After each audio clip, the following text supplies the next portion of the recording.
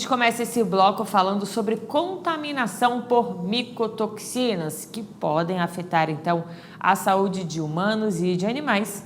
Manejar esses contaminantes é fundamental e, olha, tem limites máximos de tolerância que foram estabelecidos aí pela legislação. A gente vai saber que limites são esses com a nossa entrevistada de agora, ao vivo, a Natália Vicentini. Ela é gerente de marketing da Kemin.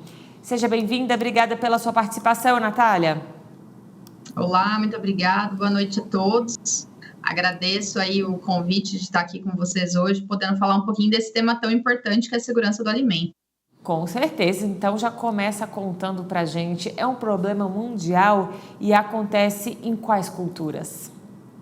Basicamente, as micotoxinas, elas são um problema que existem aí desde o Antigo Testamento, né? Desde a década de 60, esse problema começou a ser um pouquinho mais divulgado depois de uma crise que a gente teve na Europa com uma contaminação por aflatoxinas em humanos. Mas, basicamente, depois disso, a gente só conheceu, de fato, esses problemas e começamos a trabalhar para medidas aí preventivas e também para a gente conseguir gerir. Então, as micotoxinas, elas são presentes aí em basicamente todas as culturas, de inverno, de verão, desde as fases de campo, armazenamento.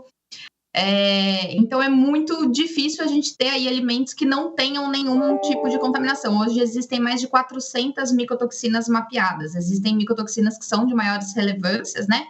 Como, por exemplo, as aflatoxinas, fulmonenzinas, tricoticenos, que são mais conhecidos e têm mais relevância aí no negócio de nutrição, saúde animal e até mesmo na questão da segurança pública, né? Da saúde pública. Tá certo. Bom, e vamos lá, para os humanos, né? Como essas micotoxinas são transmitidas, então?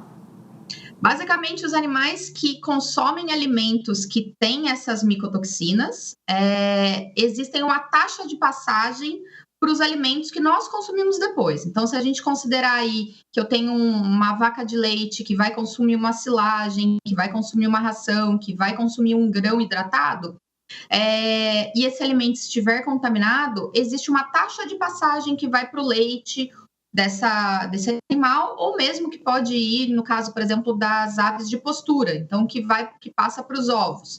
E nós, enquanto humanos que consumimos produtos de origem animal, podemos ter acesso aí a essa contaminação via esses alimentos aí de origem animal. Então, essa é uma forma de contaminação indireta, vamos assim dizer. Existe a forma de contaminação direta, que é quando nós, ou mesmo os animais, consomem os produtos que estão contaminados. Então, quando a gente para pensar em alguma cultura que nós, humanos, consumimos bastante, como, por exemplo, o amendoim, ou mesmo o milho, ele pode vir com uma contaminação e nós podemos ter níveis aí contaminados. A micotoxina, ela é um problema bastante silencioso, vamos dizer, porque ela não altera gosto, ela não altera cheiro, ela não altera necessariamente o aspecto visual do grão, ou do leite, ou dos ovos, e basicamente prevenir ainda é a melhor estratégia. Então, hoje nós trabalhamos aí com produtos antifúngicos,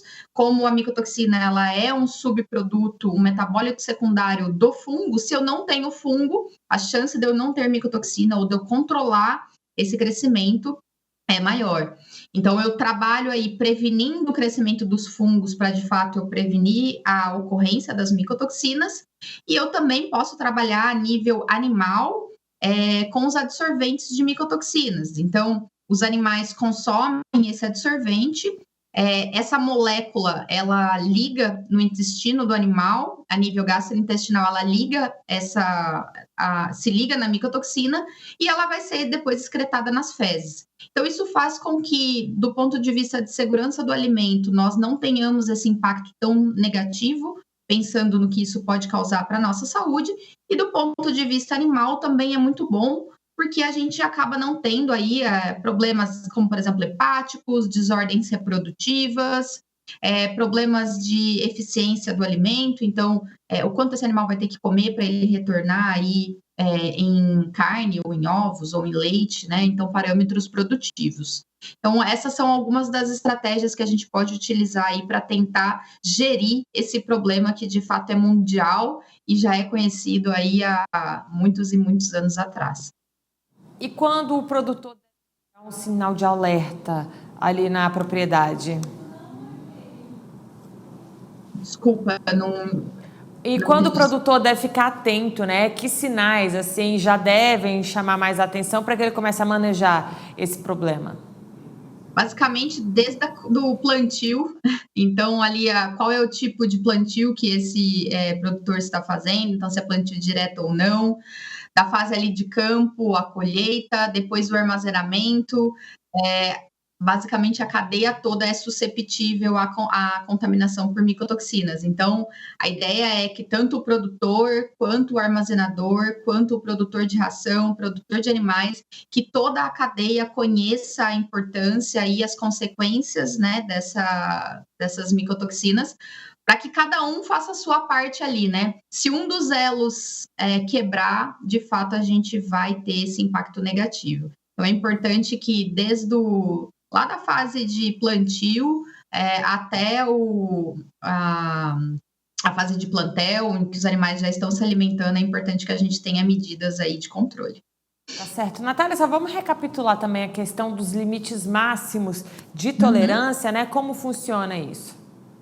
Basicamente, a gente tem alguns limites. Hoje, a Anvisa, a gente tem a RDC 7 e a RDC 138, que trazem alguns limites. Então, é possível consultar, esses são dados públicos. O Ministério da Agricultura também traz alguns limites mínimos, limites máximos, aí, considerando algumas micotoxinas, não para todas. E a FAO traz alguns dados também bastante interessantes quando a gente considera para o consumo humano. Então, produtos de origem animal não podem ter mais do que 20 ppbs, então partes por bilhão, e produtos lácteos, o limite é ainda mais restritivo, então até 0,5 ppbs.